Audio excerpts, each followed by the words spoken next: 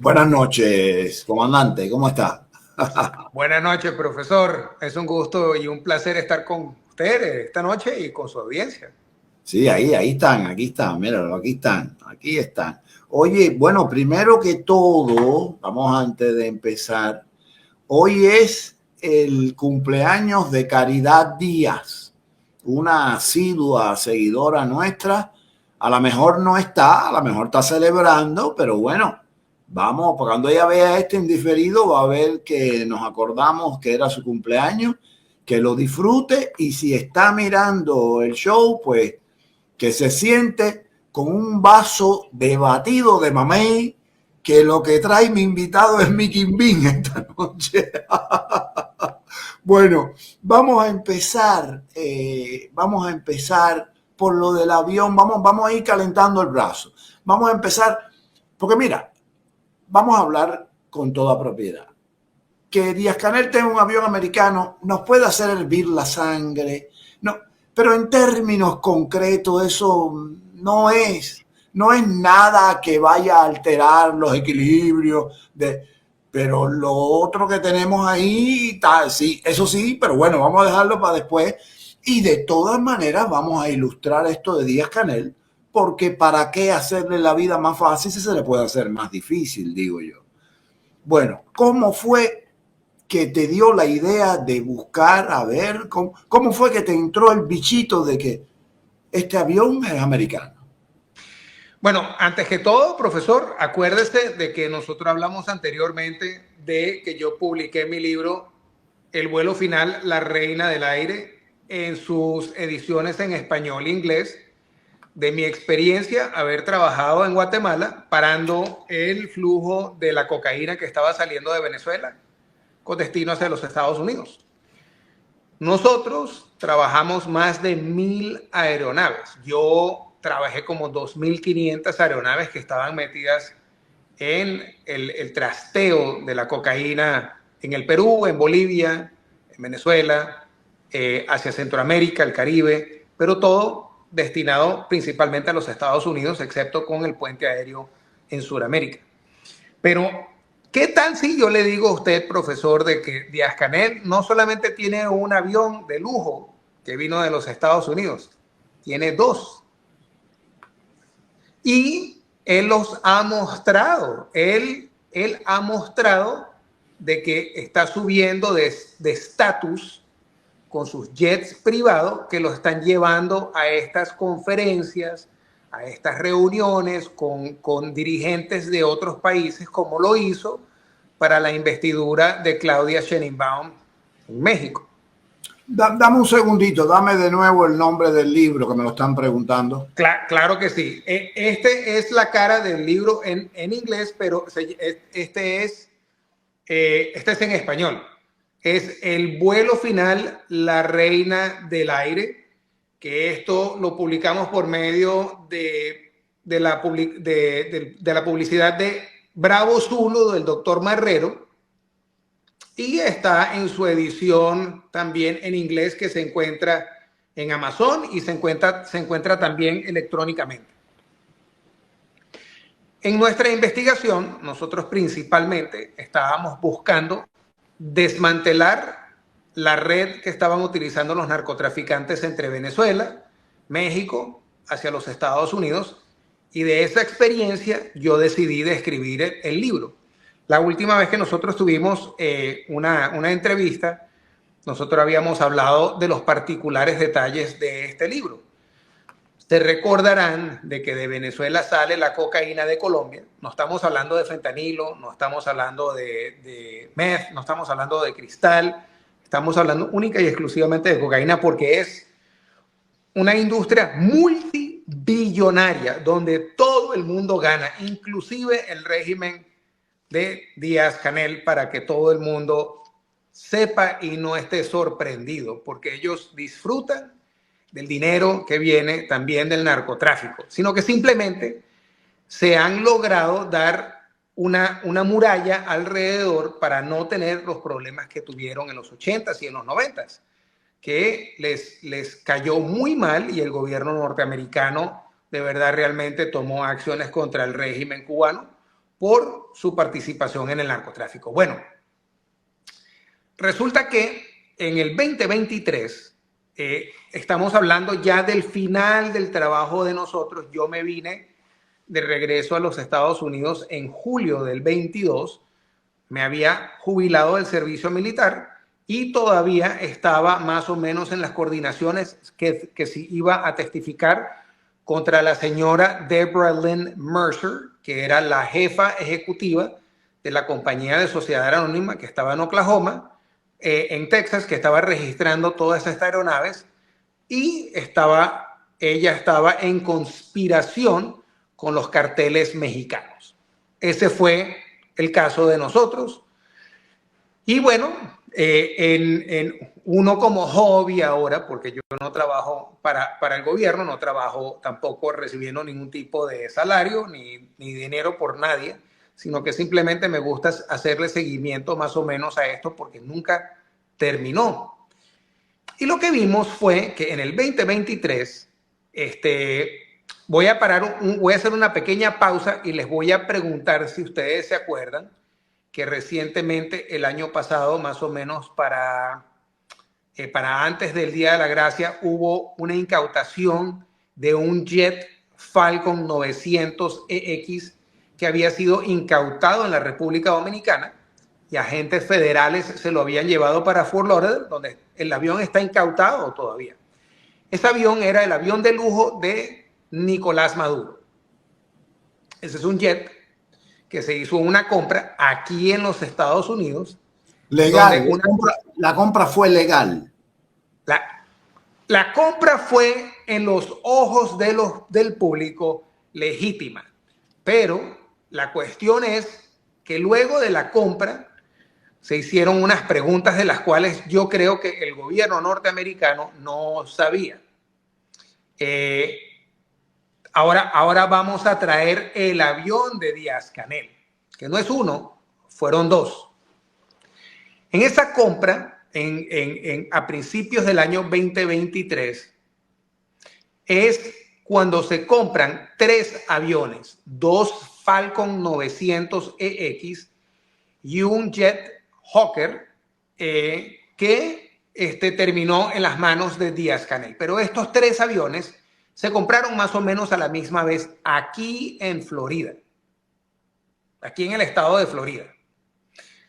Se utilizaron unas compañías que a la plena vista son legítimas. Son compañías que tenían estos aviones registrados.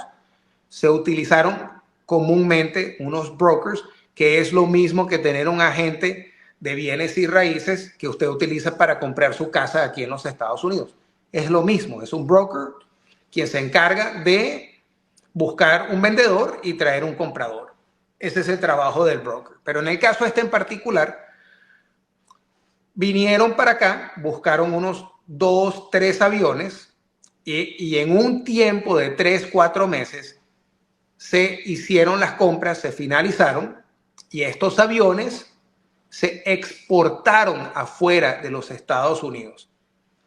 Para ser más específico, estos aviones, que los dueños eran compañías americanas, vendieron los aviones a una persona X por medio de un escrow.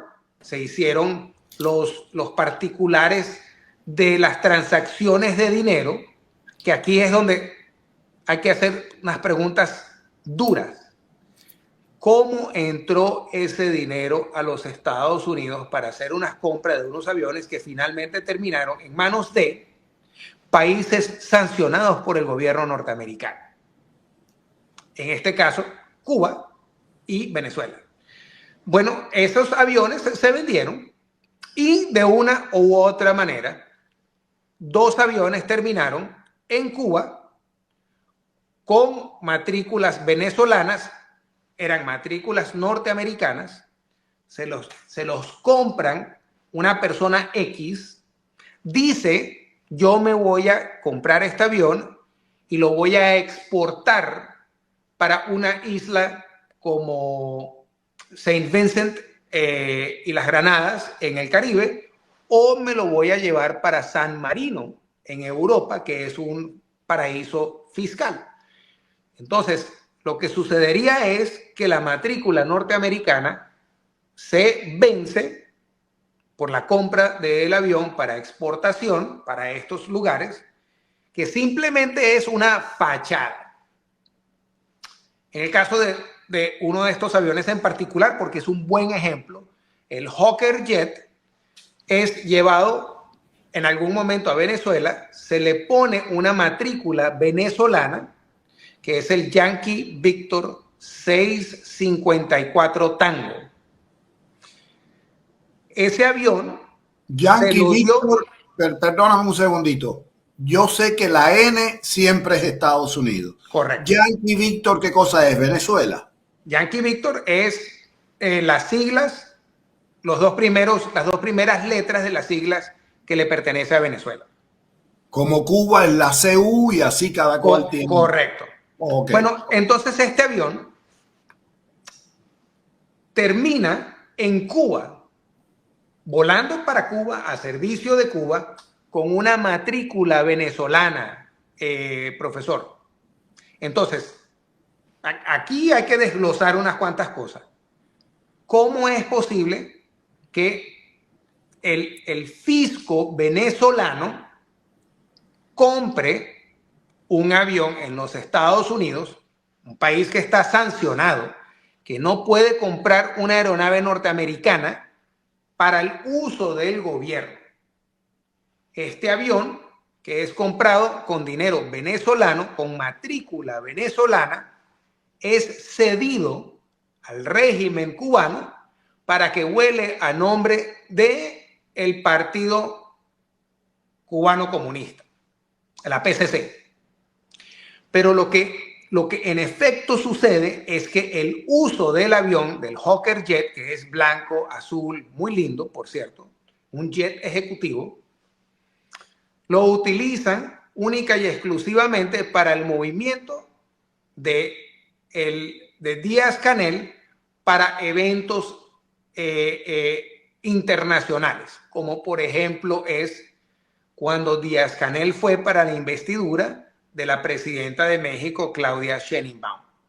¿Cómo nosotros sabemos eso? Porque simplemente a la vista de cuando llegó Díaz-Canel se bajó un bochorno. Díaz-Canel se baja de un avión venezolano a la investidura de la presidenta de México. Aquí viene el presidente de Cuba, no vuela en Cubana de Aviación. El presidente de Cuba ahora vuela en total lujo en un avión privado, jet, que es venezolano porque no es cubano. Pero para darle la vuelta a las sanciones, Venezuela matricula el avión en Venezuela y se lo presta a Díaz-Canel para su uso particular. Como si eso no hubiese sido suficiente, recientemente salieron unas imágenes en las plataformas de información, en la prensa, de que Díaz-Canel estaba volando en un avión ejecutivo que la matrícula, se me escapa unos numeritos, pero empieza por E7. Esa matrícula E7 es matrícula de San Marino. No es de Venezuela, no es noviembre. O sea, el avión es comprado junto con el avión de Nicolás Maduro. Son el mismo modelo de avión, el mismo tipo de avión, el mismo lujo. Compran un avión que es para Nicolás Maduro y compran el otro que es para Díaz-Canel y el otro que ya tenía el Hawker Jet que estaban utilizando, que estaba a nombre de la PCC. Entonces ahora Díaz-Canel viaja como un jeque alrededor de la región en un jet que es un Falcon 900X que se compró por unos casi 12 millones de dólares, que creo que fueron 11.9 millones. Pero la pregunta que habría que hacerse, profesor, es si Díaz-Canel está volando en dos aviones, ¿por qué esos aviones no tienen matrículas cubanas? Es correcto. Entonces, tiene un avión que está registrado en San Marino, tiene un avión que está registrado en Venezuela, es única y exclusivamente para que no los agarren con la violación de las leyes en los Estados Unidos. Mientras que esos aviones estén registrados en otros países, da la impresión de que los Estados Unidos no le puede meter la mano. Pero están muy equivocados, porque ya como esos aviones fueron comprados de una forma cuestionable, sí, los Estados Unidos tienen la potestad de quitarles esos dos aviones a Díaz-Canel en el momento menos preciso, porque también hay que averiguar si el dinero para la compra de esos dos aviones salió de Cuba o fue un regalito de Venezuela. Si fue un regalo de Venezuela, el dinero viene del fisco nacional, que ese dinero le pertenece al pueblo venezolano. Entonces, los Estados Unidos, profesor, aquí es donde viene de verdad realmente la fricción. Los Estados Unidos no ha hecho absolutamente nada, ni siquiera para quejarse, y tampoco ha hecho ningún tipo de gesto para averiguar o tratar de incautar esas propiedades, porque no les pertenece al régimen cubano. Ok. ¿Qué puede hacer Estados Unidos? Bueno, lo primero que debería hacer Estados Unidos es, uno, hacer una investigación a fondo de quiénes estuvieron envueltos en la venta de esos aviones aquí en los Estados Unidos. Eso es fácil de hacer. La FAA mantiene los documentos de los cambios que se hacen de estas aeronaves cuando son pasadas de un dueño a otro. Cuando estas certificaciones se terminan, porque estos aviones fueron exportados, la FAA tiene la responsabilidad de mantener esos documentos y también hacer las verificaciones. Pero en el caso de la FAA en particular, profesor, yo le puedo garantizar a usted que hubo una investigación en el Congreso en mayo del año pasado, en abril o mayo del año pasado, para investigar las amenazas aéreas que están relacionadas hacia los Estados Unidos. A raíz, en gran parte, por este libro. A mí me habían invitado a ser testigo de proveer mi experiencia sobre este caso del uso de estas aeronaves de forma ilícita. Porque los terroristas también compran aviones norteamericanos de la misma manera. Claro. Bueno, yo estuve invitado para dar mi testimonio en un comité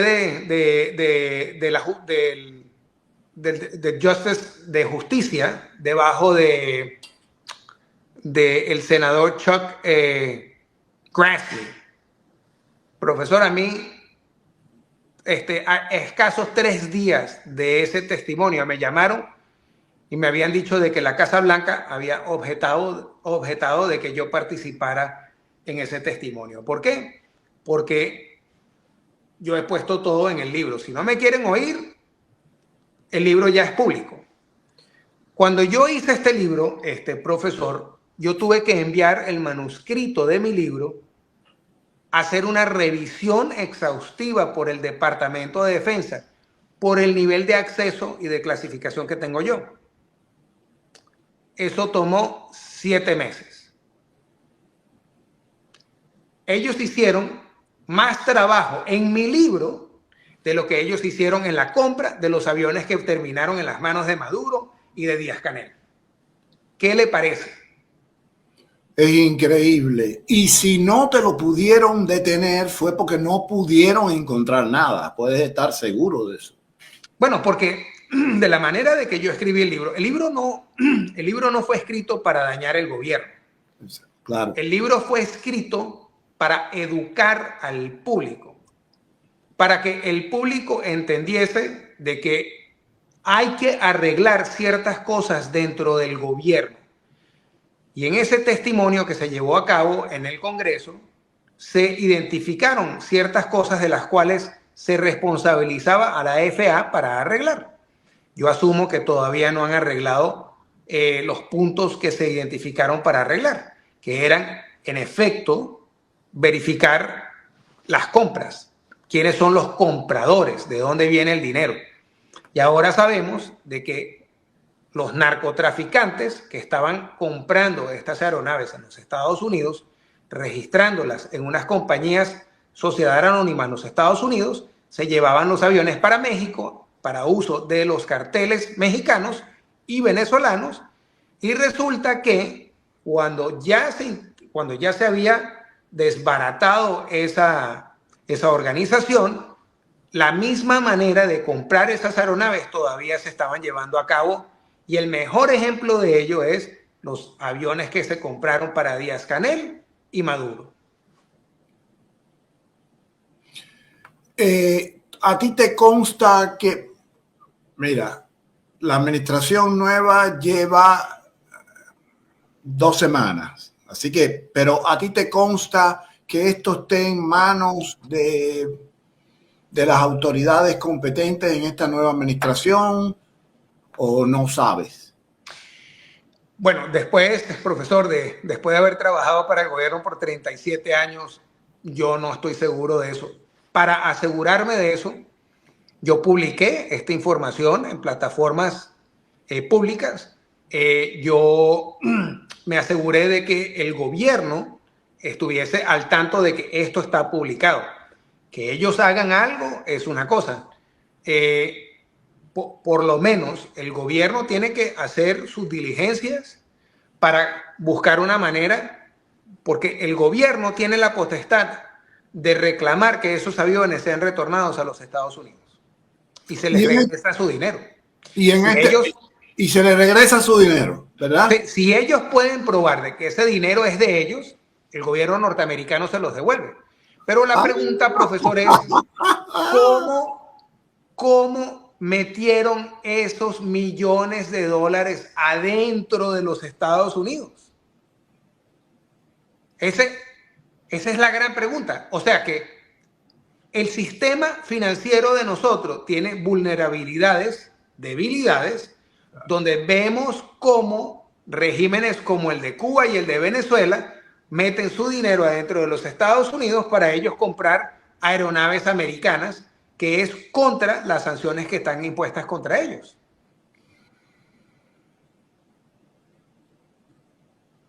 ¿En qué fecha se compraron esos aviones? Se compraron en los primeros tres meses y medio del año 2023.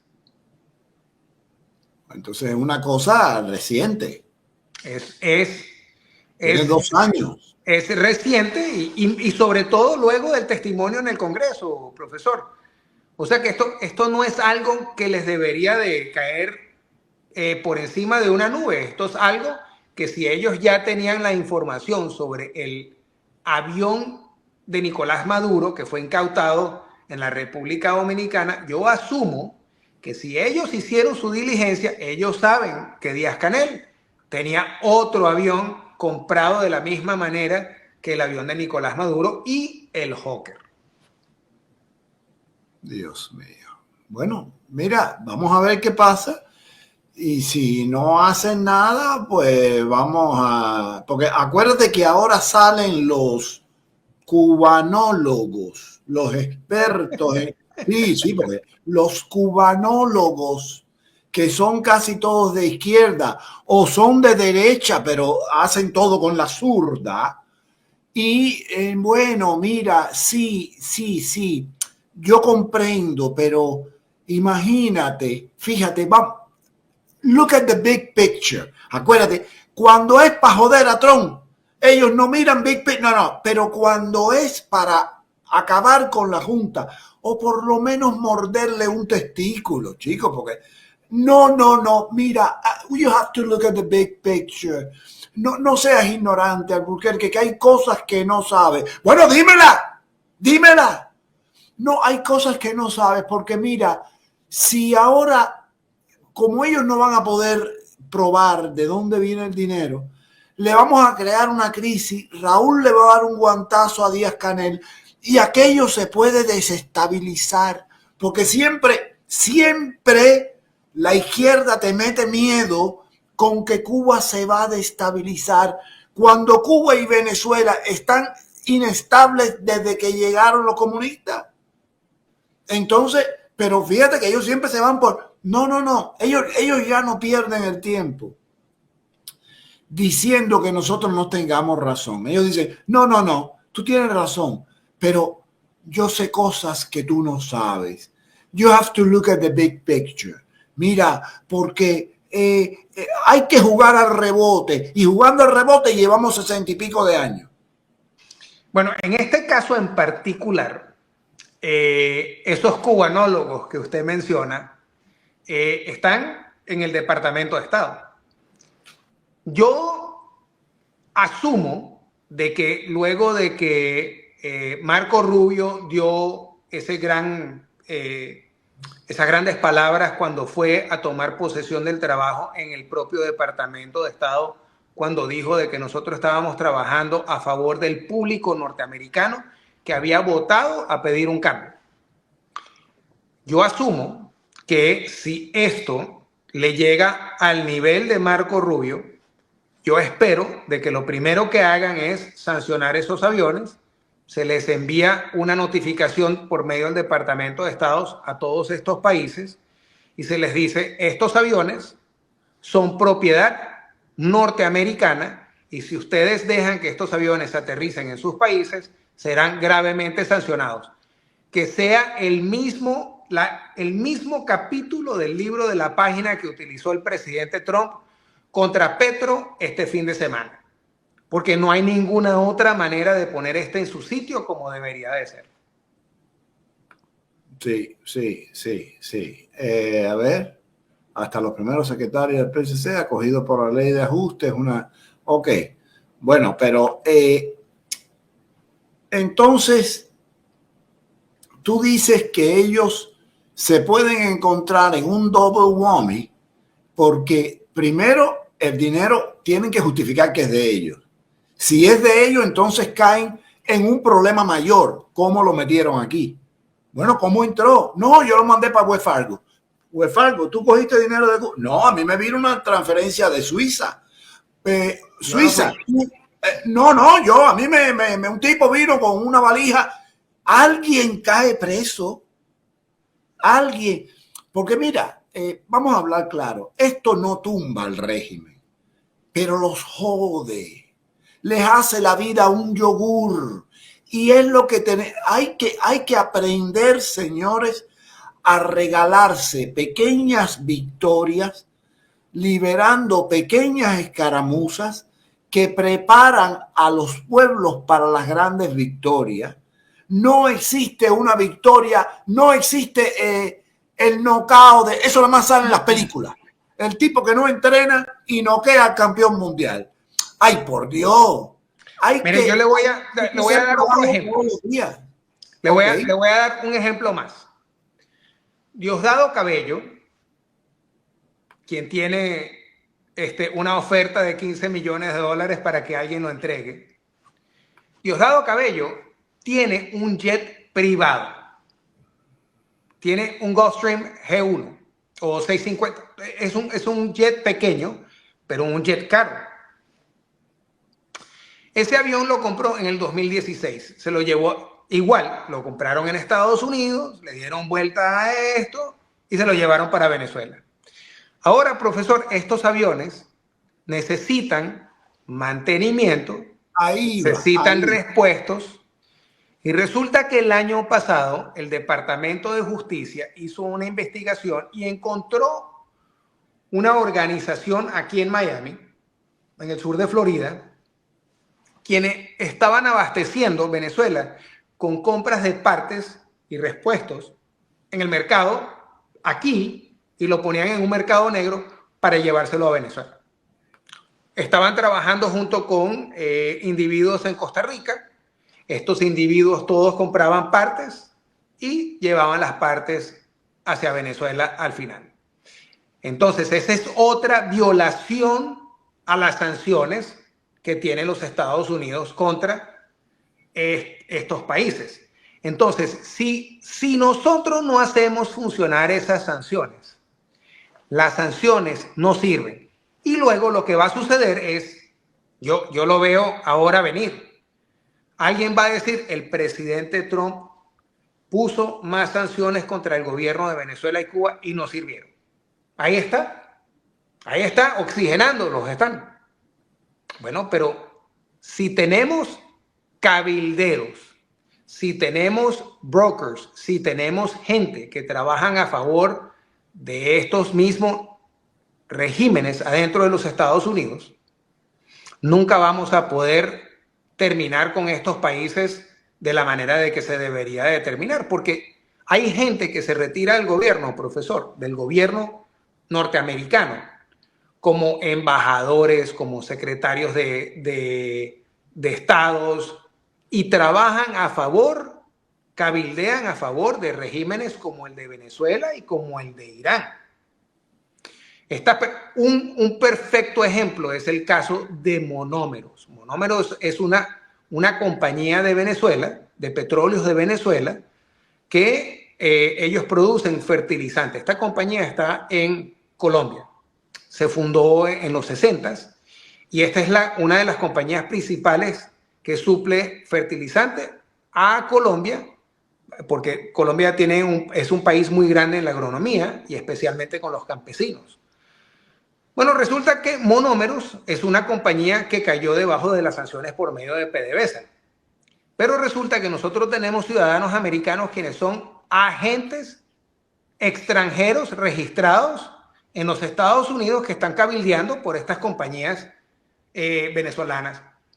Ellos le pagan un salario, profesor, para que ellos trabajen a favor de los intereses de estas compañías que tienen sanciones debajo de los Estados Unidos. Si ese es el caso, nosotros simplemente no podemos tener una efectividad mayor con estas sanciones que están debajo de la cabeza de estas compañías y estos regímenes. Tú me habías dicho que Otto Reich también es lobista. Sí, señor. Mire, lo mejor del caso es que en Estados Unidos, si usted busca, hay muchos documentos públicos, pero el señor Otto Reich es un agente extranjero registrado en los Estados Unidos que cabildea por medio de su compañía a favor de la compañía de Monómeros. Es una cosa que no es ilegal, sea claro, no estamos acusando a nadie de ilegalidad, más allá de la ética que puedas tener cuando tú te vendes como un anticastrista y trabajas para una compañía venezolana. Pero no estamos acusando a nadie de un delito porque según la ley americana, si él se registró, he's cool. Bueno, pero en efecto sí es cierto, no hay nada ilegal de eso. Ahora, es un poco cuestionable de que Monómeros se encuentre en venta en este momento, que el presidente Petro quiere comprar la compañía Monómeros antes de que el presidente Trump reactive las sanciones contra PDVSA. Entonces es una carrera contra el tiempo. Bueno, es que lo que estamos hablando, profesor, no es de bien y mal. No es de democracia y comunismo. Estamos hablando de intereses.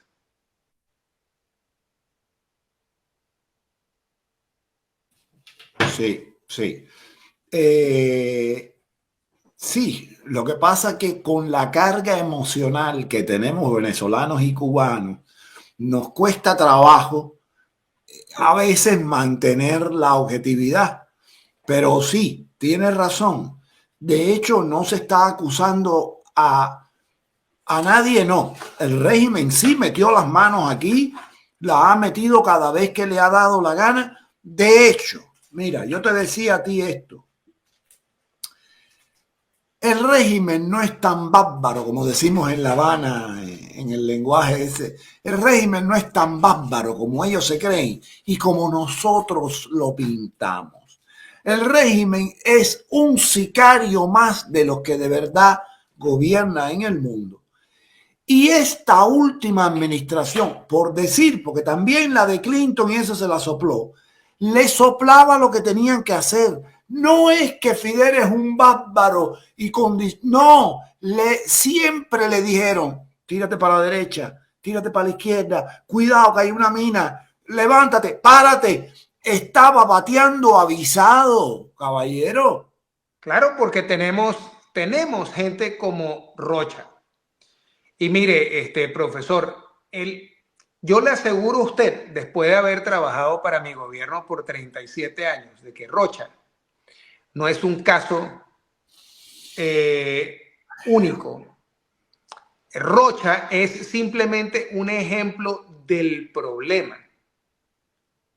Entonces, hay gente que no necesariamente son espías, pero todavía piensan que la política norteamericana hacia Latinoamérica y específicamente Cuba, que es un poco dura. Nosotros estamos entrando a una nueva generación que ve las políticas norteamericanas como políticas del pasado que son muy duras.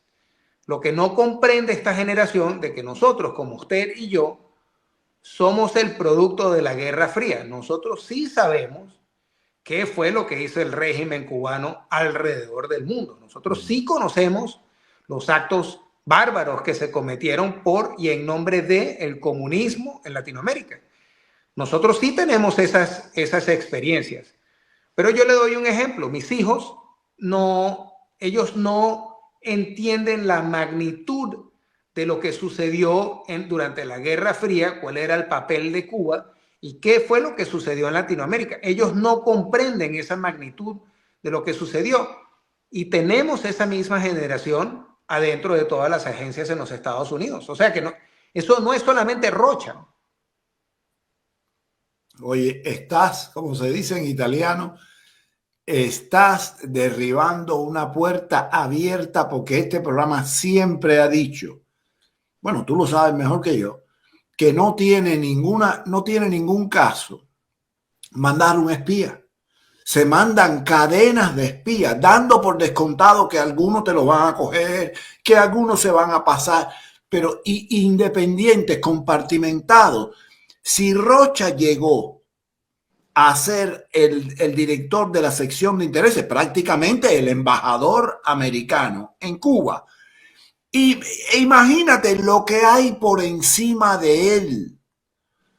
Tú dices que tú te encontraste con él y que tu gente no le soltó prenda a Rocha. Yo cuando yo llegué a mi agencia, cuando yo me retiré del servicio militar, yo fui el jefe de un grupo de especialistas de inteligencia que estábamos haciendo este trabajo contra el narcotráfico alrededor de la región.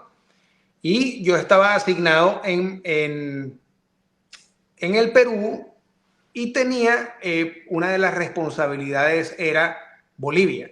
O sea, yo estaba viendo la parte de Bolivia y yo recuerdo de que cuando él era embajador, él dio una charla en frente a los bolivianos donde nosotros todos nos quedamos un poco atónicos a lo que estaba diciendo.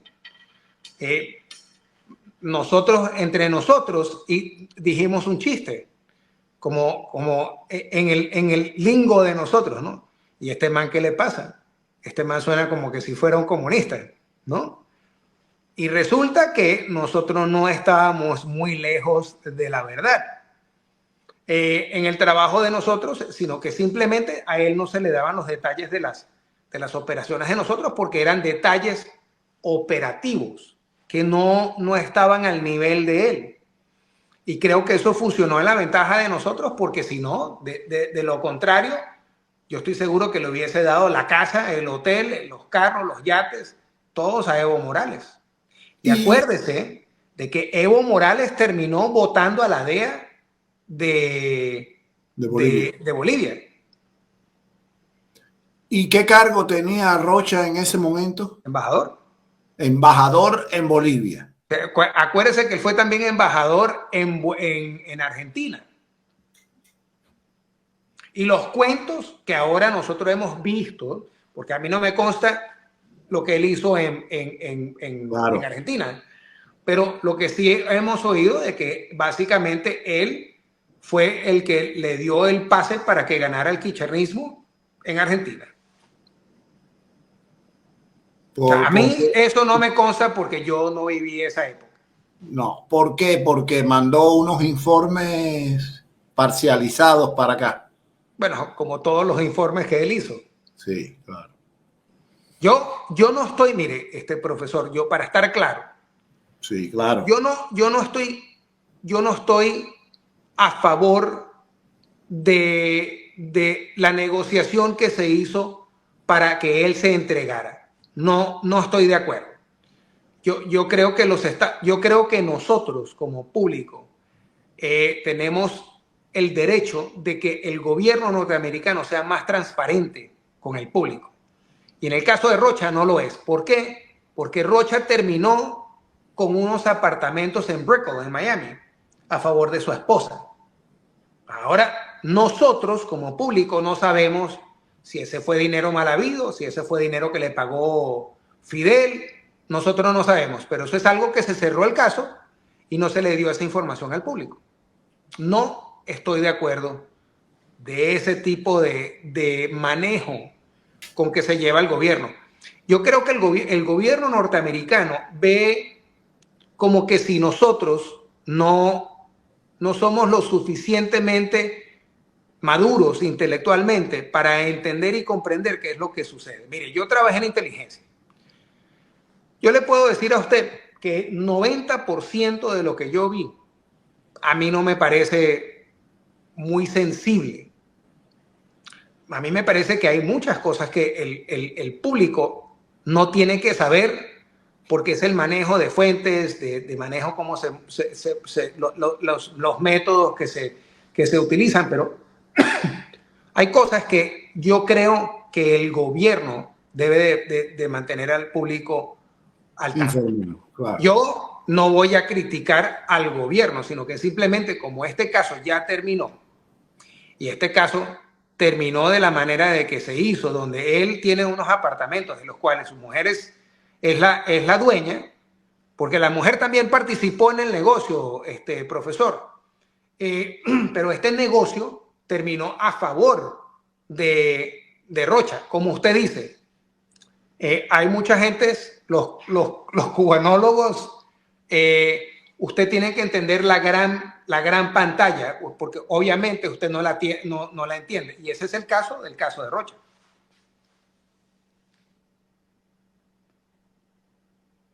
Entonces ellos te dicen que bueno, mira, él se quedó con los apartamentos, pero you have to understand the big picture. Look at it from, es que no te puedo compartir esto porque es demasiado, y ahí te dan una baba y te duermen. Cuando tú con tu dinero pagas el puesto del parásito de mierda ese y de todos los demás. Además, los chinos, los rusos, todo. ¿Tú sabes quién es el único que no sabe lo que pasa aquí? El pueblo americano. Nosotros. Que hace el papel de marido de los personajes de Boccaccio. Cornudo y apaleado. Cornudo y apaleado, porque no solamente nos sodomizan intelectual y a veces físicamente, sino que después nos hacen pagar por esa mierda de trabajo que hacen todos estos izquierdosos. Entonces, mira, dice que con Trump va a cambiar, y yo sé que el hombre lleva 15 días, pero 15 días enseguida se convierte en un mes. Además, esto es como la sopa de costillita, que yo sé que en Colombia y Venezuela se come mucha sopa de costillita. Yo me comí una esta noche. De huesito. De huesito. Si tú dejas esa sopa más de 3 o 5 minutos, te hace una película de grasa que después no hay quien se la dispare. Sí, es cierto. Entonces, la analogía de la sopa de costillita. Esto hay que meterle en el tercer día, porque si no, no te la puedes disparar. Entonces, bueno, vamos a ver, no sé, yo espero que con todo lo que tú has publicado y esas cosas, si no te quieren llamar para no darte el crédito, por lo menos que hagan algo, ¿no? Digo yo. Mire, yo decidí hace un tiempo atrás de que mi trabajo era educar al público, educar al gobierno también. Mire, el problema que está pasando, por ejemplo, en Colombia ahora mismo, profesor, con el conflicto que existe en la frontera de Venezuela y Colombia, una región que se llama el Catatumbo. Es una cuenca que une a Venezuela con Colombia, y hay un río que fluye de adentro de Colombia que termina y desemboca en el lago de Maracaibo en Venezuela al sur. Ese río es el río Catatumbo y esa es la cuenca de Catatumbo. Nosotros estamos viendo los reportes de periódicos y de noticias de que hay una matadera entre las FARC y el ELN, donde han muerto cientos ya de personas. Creo que la última cuenta era 80, posiblemente 100, 120, y que habían más de 44,000 desplazados que estaban entrando hacia el Catatumbo de Venezuela. Bueno, para que entiendan lo que está sucediendo. Eso de el avión, de los deportados, eso es una nieblina, eso es una cortina de humo, porque de verdad realmente la noticia que se debería de estar hablando es que estamos viendo el reseteo del negocio de la cocaína más grande en la historia contemporánea entre Colombia y Venezuela. ¿Y qué es lo que está pasando? Se está peleando el flujo del control de cocaína que sale de Colombia por medio de Venezuela, que son 400 a 500 más toneladas de cocaína que salen por el año, profesor. Esa es la gran noticia. Ese de verdad es lo que está sucediendo. Y hay varias cositas que habría que entender para que el público entienda qué es lo que importa realmente. Nosotros hemos visto en las noticias y nos han dicho que Haití tiene un problema muy grave por la violencia, que las gangas están tomándose posesión de Puerto Príncipe. El año pasado murieron 5,600 personas, de acuerdo a las Naciones Unidas, y dicen que es a causa de la violencia. Pero, profesor, uno cuando oye todo el año, nos han venido diciendo todo el año y el año anterior, que el problema es la violencia. Pero usted ha oído a una sola persona decirle qué es el origen de la violencia que está sucediendo en Haití. Usted no lo ha oído.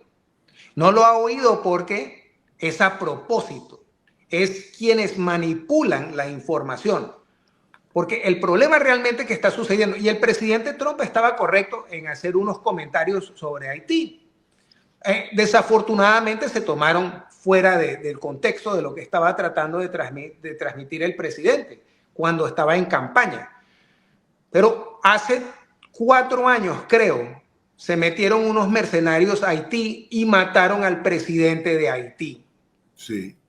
Esos mercenarios colombianos entraron para controlar el flujo y el control de cocaína que pasa por Haití.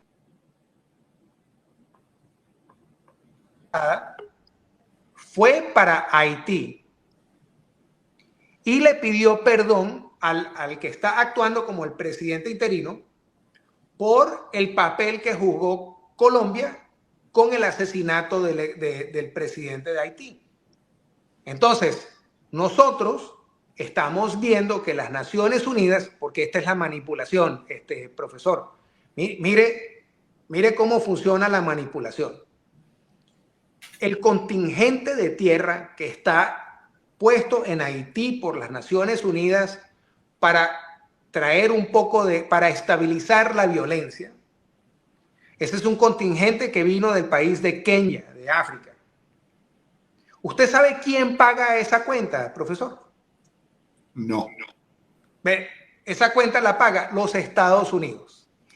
Ah, bueno, claro, nosotros somos el Paganini del mundo.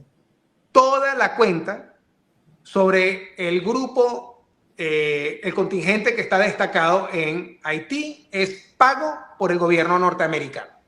Acuérdese de la manera de que nos trata las Naciones Unidas. Vea cómo ellos estuvieron hablando del presidente Trump hace un par de meses atrás. Pero aquí lo que no le están diciendo es que el problema del narcotráfico, pasando por Haití, por la República Dominicana, por Jamaica, por las Bahamas, es un problema grave, grave. Y lo que se está peleando ahorita en Colombia, en la frontera, es el control del más grande reseteo en la historia del flujo de la cocaína que pasa por Venezuela. ¿Quién produce la cocaína? Colombia. Usted no ha oído a la administración del presidente Biden decir nada sobre la producción de Colombia de la hoja de coca y de cocaína. No dijeron nada. El presidente Biden paró el monitoreo del cultivo de coca, algo que nosotros teníamos por más de 30 años. Es un proyecto para monitorear los cultivos de coca por satélite. Los Estados Unidos monitorea la producción de coca por medio de satélites y las Naciones Unidas van y miden los campos para tener más o menos unos números más o menos iguales. Pero en este caso, los Estados Unidos demite su habilidad de mantener una idea de cuánto es el cultivo de coca. Ahora nosotros tenemos que preguntarle o a los colombianos o a las Naciones Unidas, porque nosotros no sabemos. Simplemente tomamos la palabra de que nos diga las Naciones Unidas o la palabra que nos diga el gobierno del guerrillero presidente Petro. A mí me llama la atención cómo la gente no se percata de estas cosas y dice que Biden es esto, que Biden, que si el pobre, que si Trump ahora, pero ven acá, estamos cercados, donde quiera estamos mandando dinero para que ese dinero lo usen contra nosotros. Mandamos dinero a los palestinos para que ataquen a Israel. Todo lo que hacemos es dar dinero para que se revierta contra los Estados Unidos. Y hasta para comprar condones en Gaza. Es cierto. Y además que parece que no funcionan porque se reproducen como curieres los cabrones. Parece que no funcionan los condones. ¿Serán condones chinos? Entonces imagínate, tiene... Vamos a dejar eso ahí. Yo lo he visto con mis propios ojos. Yo he visto qué es lo que hacen con las compras estas humanitarias. Y al final, estos países envían sus operadores a los Estados Unidos para crear conflictos dentro de las escuelas, las universidades, para meterle ideas a los chicos que están aprendiendo, porque es muy caro lo que uno tiene que pagar en las universidades hoy en día, para que le salgan con el cerebro lavado sobre Palestina o Hamas o los terroristas, que no son terroristas en los ojos de esta nueva generación. Es increíble, es increíble. Entonces, bueno, fíjate, hoy vimos a lo de Rocha, que esto no estaba, yo no lo tenía previsto. Nos dijiste lo de Otto Reich y nos dijiste que esto, vaya, no te voy a decir que me hizo caer un mito porque uno se acostumbra tanto a las sorpresas que ya uno se espera una galleta de donde sea, una bofetada. Pero bueno, y aparte de esto, bueno, nos dijiste lo de Otto Reich, lo de Rocha. ¿Cómo tú ves en este momento? Porque el público tiende a pensar que cuando mataron a, ¿cómo se llamaba el cartel? A Pablo Escobar. A Pablo Escobar, cuando aprisionaron al Chapo, bueno, la droga ya recibió, pero la droga... Tú coges a uno y se queda la gente, se quedan sus hijos, se quedan su lugarteniente, se queda. ¿Cómo tenemos razón para decir que la droga ha disminuido su influencia? ¿O eso es una película de amor? No, mire, eso es un mito. Yo he tenido la oportunidad de hablar con muchas personas de todo tipo de tinte político, quienes dicen, ustedes, los americanos, han perdido la guerra contra las drogas. Bueno, yo tengo otra manera de ver los resultados de los esfuerzos que ha hecho los Estados Unidos para contrarrestar el efecto de las drogas que vienen a los Estados Unidos. Mire, profesor, si los Estados Unidos, junto con los otros países socios, incautan, vamos a suponer que incautan en total 400 toneladas de cocaína al año. Cocaína, no estamos hablando de fentanilo, ni de cristal, ni nada de las otras drogas. Pero se producen 1.200 toneladas al año. ¿Usted se imagina si la política hubiese cambiado por el esfuerzo de los liberales para que la droga sea legalizada? Estamos hablando ya de drogas ya como la cocaína, el fentanilo. ¿Sí? ¿Usted se imagina de que nosotros no pudiésemos interceptar por lo menos una tercera parte de lo que se produce totalmente al año? Usted puede imaginarse las imágenes visuales que nosotros tenemos de cómo está de paralizada ciudades como Los Ángeles, de que nosotros vemos a gente en las calles, todos tuertos, torcidos, el efecto simplemente de un tipo de droga. Nosotros, el trabajo que nosotros hacemos ayuda a que el problema en los Estados Unidos no se extienda. Y si ahora los expertos dicen que tenemos una epidemia en las drogas, ¿usted se imagina que si nosotros no hiciéramos ese trabajo, cómo sería de mal la situación en los Estados Unidos? Entonces, cuando la gente dice, vienen con esa política de la estrategia norteamericana que hizo el presidente Reagan ha fallado totalmente. Eso no es cierto. Nosotros mantenemos a nuestros pueblos y ciudades de lo más seguro que nosotros podemos cuando nosotros interceptamos esas drogas antes de entrar a los Estados Unidos. Y que venga gente ahora, como dicen, como Claudia Sheinbaum, que dice, el problema de las drogas en los Estados Unidos es la demanda. Ese es el típico tema de los socialistas. Bueno, el problema es los Estados Unidos. El problema no son los carteles mexicanos. El problema no es Pablo Escobar, no es el Chapo, no es la cuantiosa cantidad de miles de millones de dólares que genera la industria de las drogas. Yo le voy a dar un dato. Este dato posiblemente es más importante del que yo le he prestado esta noche. Yo le voy a hacer a usted un caso de conspiración sumamente grande.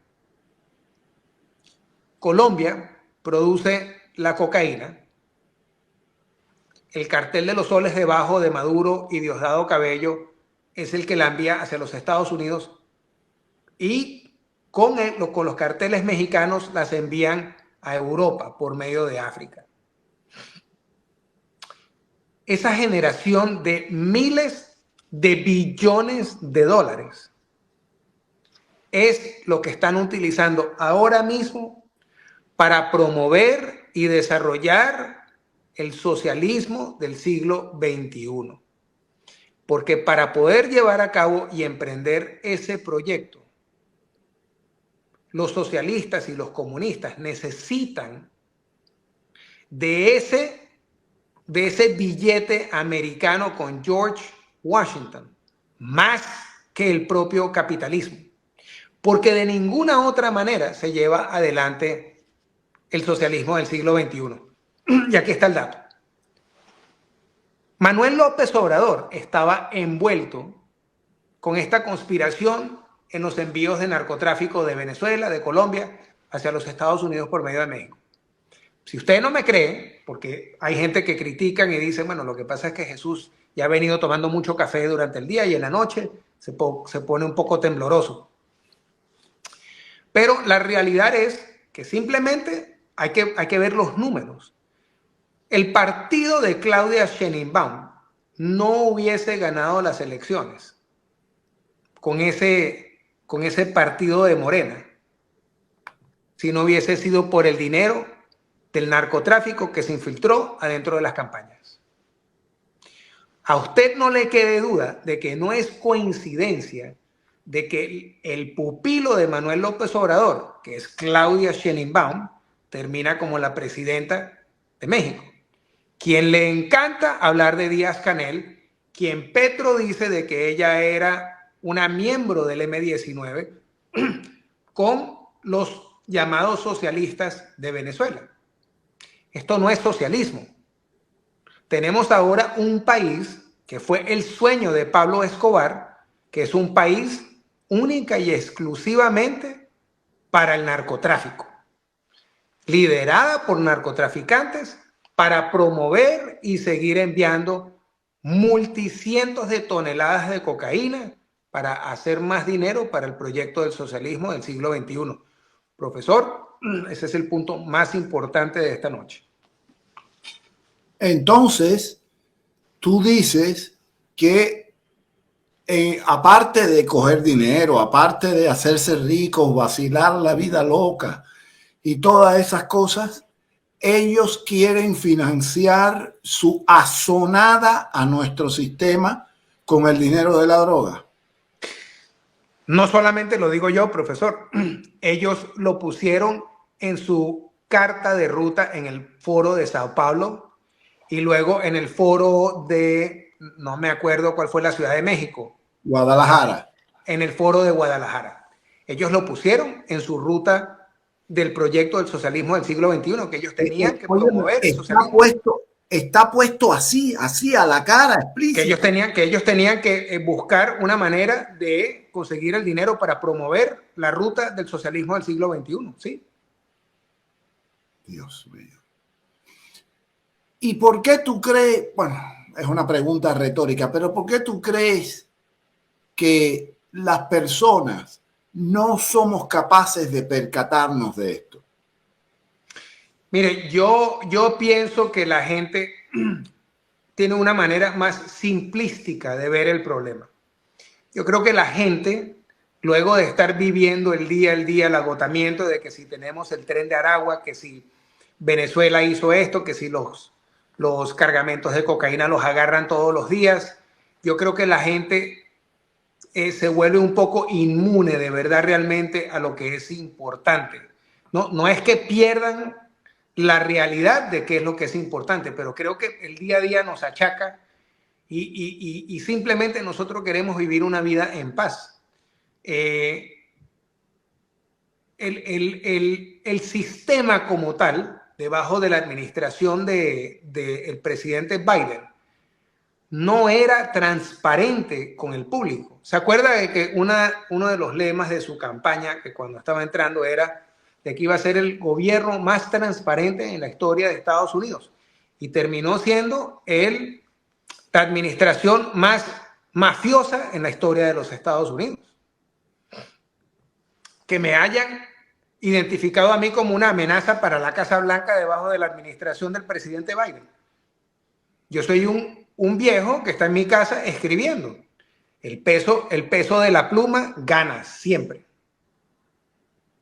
Porque yo estoy simplemente escribiendo mi verdad. Y yo lo pongo al público para que la gente haga su búsqueda, de que hagan sus críticas.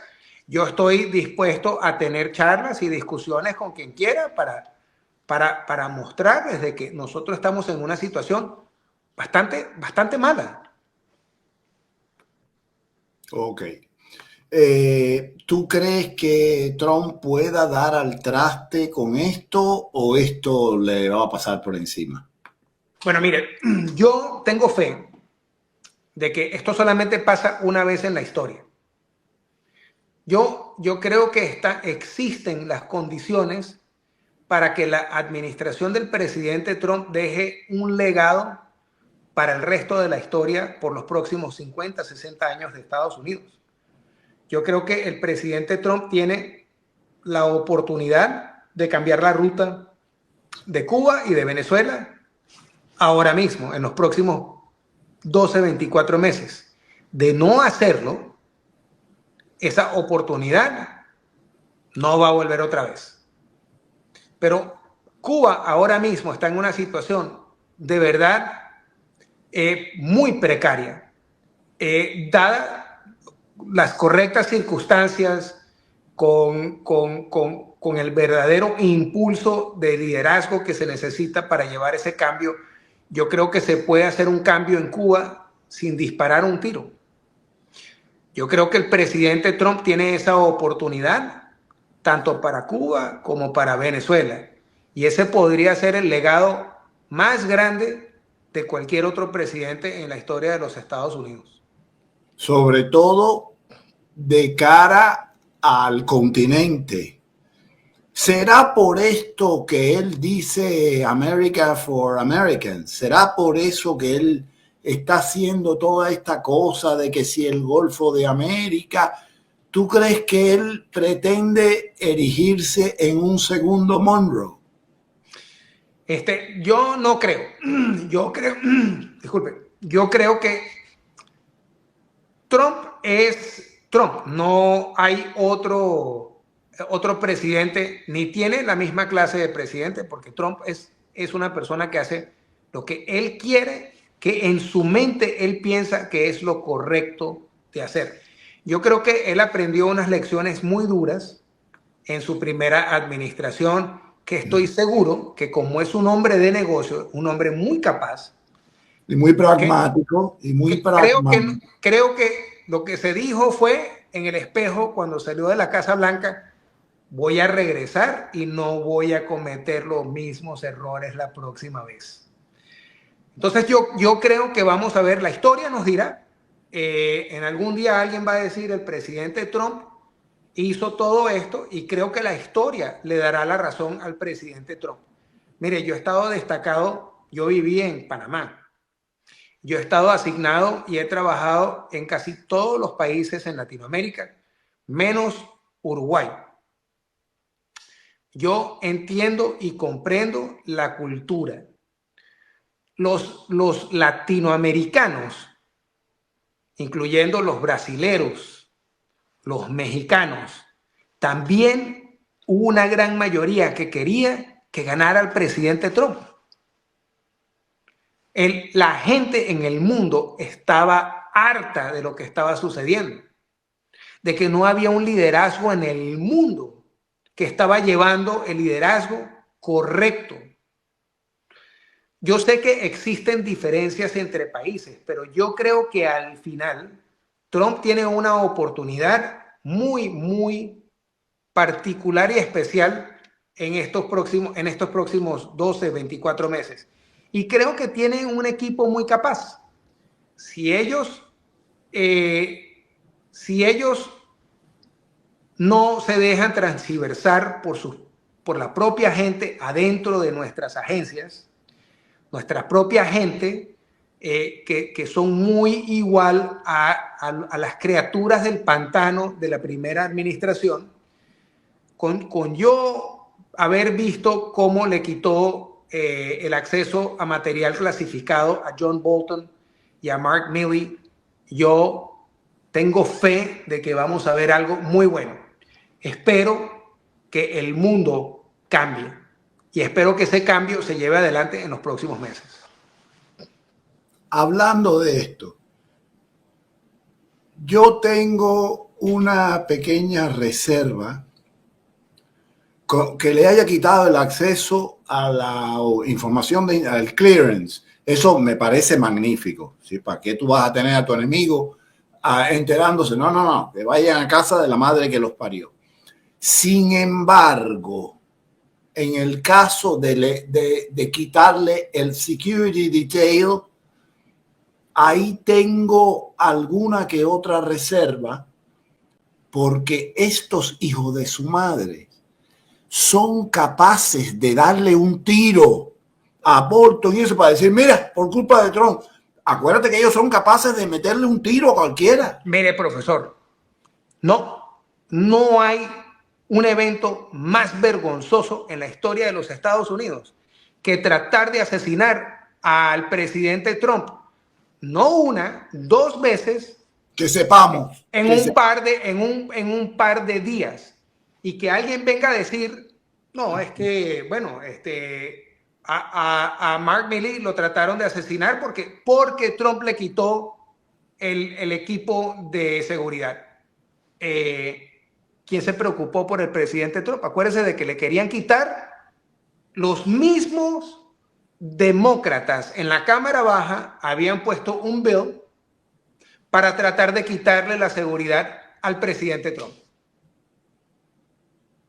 Que gracias a Dios, por haberse salvado del segundo atentado, no pasó adelante el bill hacia el Senado para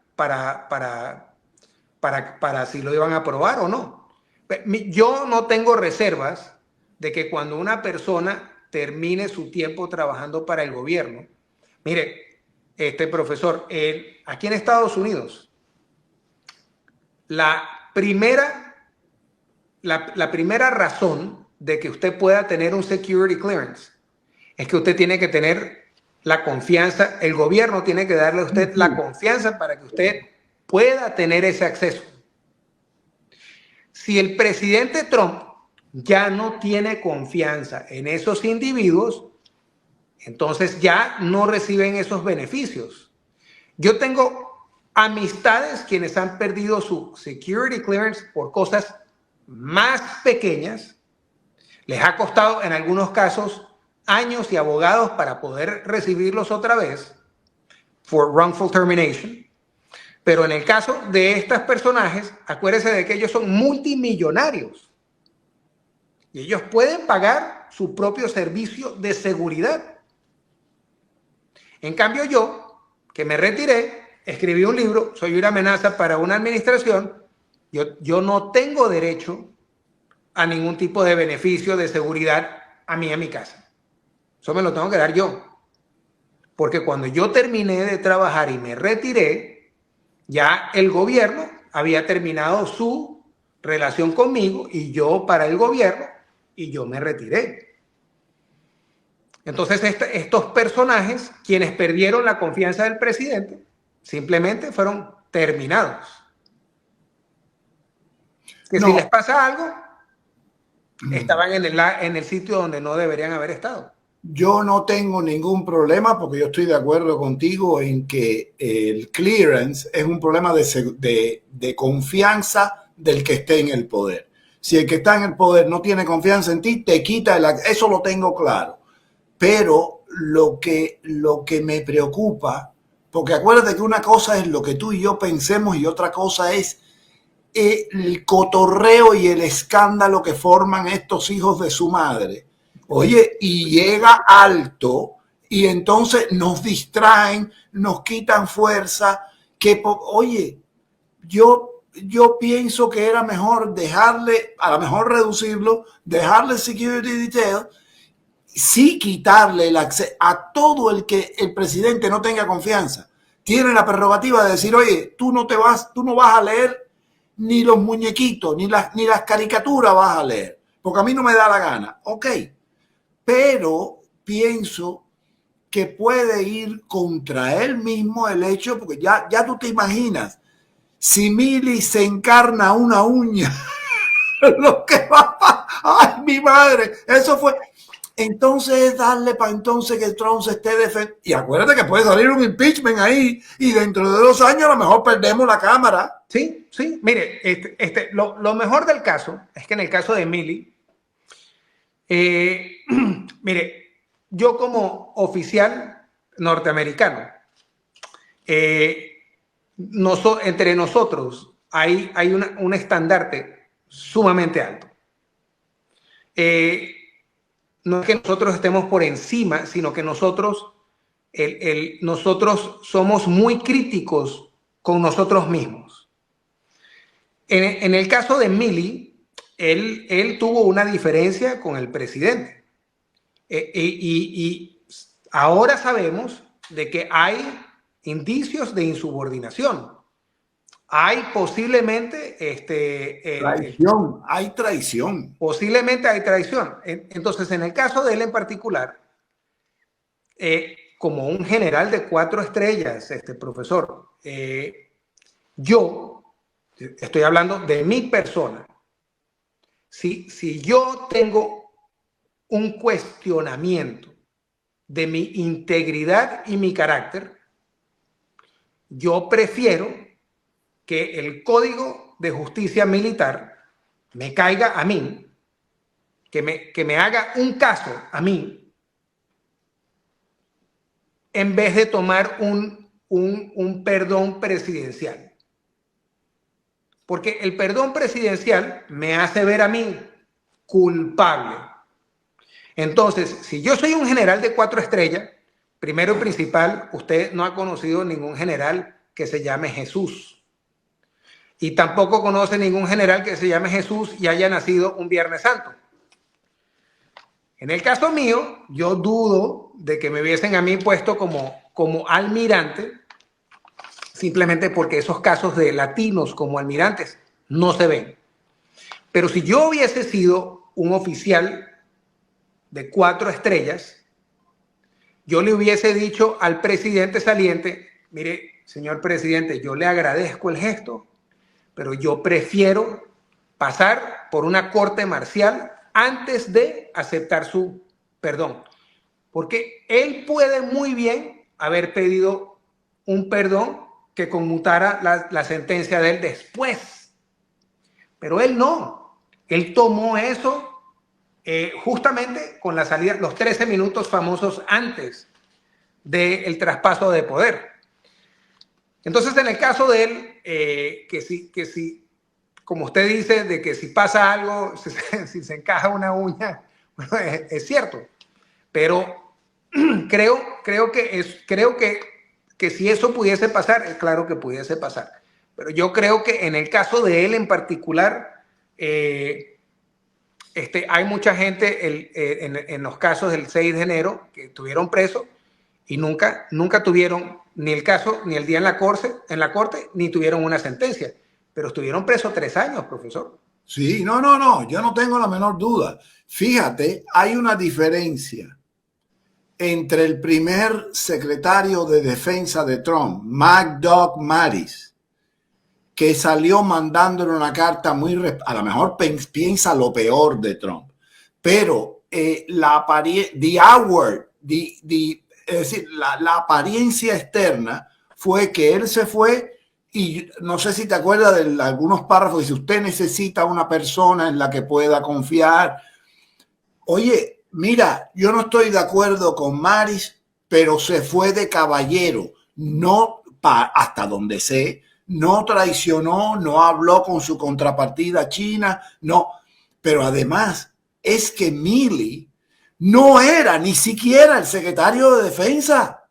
No, él se atribuyó responsabilidades que no eran de él. Él se insubordinó incluso con Austin, que lo que pasa que Austin, como no tiene columna vertebral, bueno, un tipo que se opera la próstata y no se lo dice a su jefe. Sí. Claro, él tiene razón, porque como su jefe no era Biden, su jefe era Obama, seguro que llamó a Obama y le dijo, oye, mira, tengo lo mismo que tiene Miguel. Mire, yo le voy a decir, yo he conocido líderes militares del cual yo me quito el sombrero y le tengo un gran respeto.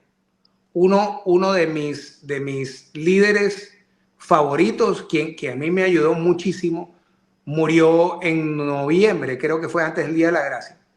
Un teniente general que fue el director de la Agencia de Inteligencia Militar. Yo les tengo muchísimo respeto. Son hombres de gran carácter, de gran integridad.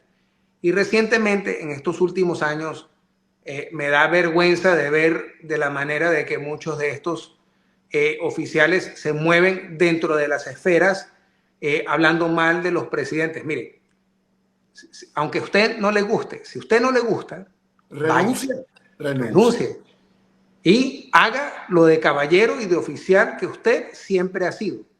Váyase, y eso que usted hizo para trabajar para el presidente, él se lo pidió a usted. Y si usted no está de acuerdo, no se quede, váyase.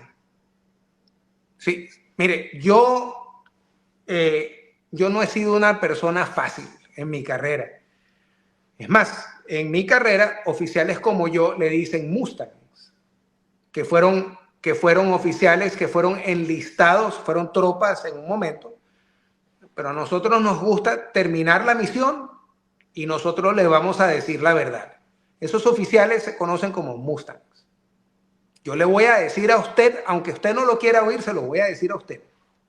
Pero ese es entre usted y yo. Si yo no estoy de acuerdo con usted, me voy. Y ya, mire, señor presidente, gracias por darme la oportunidad de haber participado en su gobierno como buen americanos que somos y para el avance de nuestro país. Hasta ahí termina. Ese es el trabajo. Para eso es que somos especiales, no para hacerle guerra al presidente. Eso no está correcto. A mí me da vergüenza haber visto eso. A mí me parece que el principio, como usted dice, a mí me parece que el principio del problema de Milley en particular empezó con el caso aquel famoso del maestre de la Marina, Gallagher, que fue el Navy SEAL que estuvo en Afganistán, que estuvo metido en el problema de la muerte de uno de los talibanes, que luego salieron unas fotos, él estaba en la foto. Y bueno, a él lo pusieron por una corte marcial y el presidente le conmutó la sentencia. Yo creo que Milley no estaba de acuerdo que el presidente haya metido la mano por el maestre. Y ahí fue donde empezó el roce. Yo no sé, es solamente mi opinión, y yo lo que vi fue que la relación entre ellos dos se fue degradando en los meses y años después de eso. Pero también tengo que decir de que al que le faltó coraje para votarlo fue al mismo presidente Trump. Es correcto, porque tú nada más me miras atravesado una vez y te digo, pasa, oye, security, llamo a seguridad para que lo acompañen. Y mire, por ahí hay una noticia, profesor, por ahí hay una noticia de que algo pasó en el aeropuerto de Ronald Reagan, en Washington. ¿Qué pasó? ¿Qué pasó? No sé, me están enviando unos mensajes de que algo pasó en el aeropuerto de Reagan. Un accidente. Dice que fue un helicóptero con un avión. ¿Es eso? Es posiblemente. Sí, pero eso pasó hace rato, ¿eh? Sí. Bueno, de todas maneras, yo creo que ese es el presidente Trump, también le faltó el coraje para votarlo, pero ahora yo pienso que después de esta larga experiencia que él ha tenido, yo creo que él vino con una diferente visión a lo que él quiere lograr. Bueno, vamos a ver qué pasa.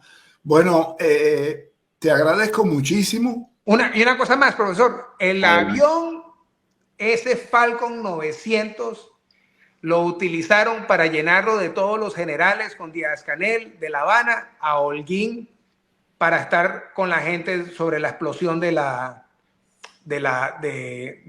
plataforma aquella donde murieron un poco de gente, ¿no? Ok. Dice accidente, jetliner y helicóptero militar. Sí, eso fue, pero ese accidente lleva rato, ¿eh? Eso no acaba de ocurrir ahora. Eso fue hace un ratito, antes de empezar el show. Pero bueno, ok. Entonces él lo llevó para ver lo del accidente que había ocurrido en Holguín. Ahí está, el avión está ahí ahorita en Holguín. En este momento. Bueno, hace 24 horas estaba el avión ahí. Ok. Bueno, vamos a ver cómo responde el régimen de La Habana y vamos a ver cómo responden aquí. Porque yo pienso que, vaya, si tú moviste los caracoles, enseguida se enteran, porque cuando quieren se enteran, ¿eh? Cuando dice, no, porque imagínate, el gobierno se entera de lo que quiere. Vamos a dejar el cuento, ¿eh? Que lo que quiere, si se entera, aunque lo diga la persona más insignificante del mundo, que no es el caso suyo, by the way, por Dios. Entonces, no, porque es un país muy grande. Cuando les conviene, se hacen los modestos. Pero ya está planteado que y luego las víctimas. Exacto. Díaz-Canel tiene 2 aviones americanos. Ahora, una cosa antes que te vaya, pero rápido. Si, por lo menos en la aviación civil, yo recuerdo cuando en otra vida que yo tuve, yo manejaba charters a Dominicana, a México, con el turoperador italiano Alpitur. Y tenía el Boeing 767 entonces, antes que tuviera Neos y creciera y entrara con el Dreamliner, tenía el 777, el 767. Entonces, yo recuerdo que en un par de ocasiones, ese avión, tú sabes que los aviones por un bombillito que pestañe, hay que pararlo hasta que venga el técnico. No go. No go. No go. Hasta que el técnico no firma. Y a lo mejor el técnico está borracho, pero esa es la firma que vale. Sí, sí, porque yo he visto de todo. Entonces, pero el técnico venía de Estados Unidos porque el avión, aunque fuera Italia, tenía que ser el técnico americano. Con estos aviones también tiene que ser un técnico americano que dé la certificación. Bueno, mire, si usted utiliza un técnico que no está certificado por la BOM, por el manufacturer, en el caso este es la Dassault, sí, y en el otro caso es British Aerospace, pues usted invalida la garantía de ese avión. Y se les puede caer. Bueno, nosotros hemos visto qué es lo que ha pasado en Irán cuando se le cayó el helicóptero presidencial. Sí. Sí. Bueno, vamos a ver si nos liberan por la vía rápida. El viaje expedito. Sí, el one way ticket. Ok, bueno, nada, muchísimas gracias por estar aquí y nos vemos más adelante. Claro que sí, profesor, un gran abrazo. Cuídate. Igual.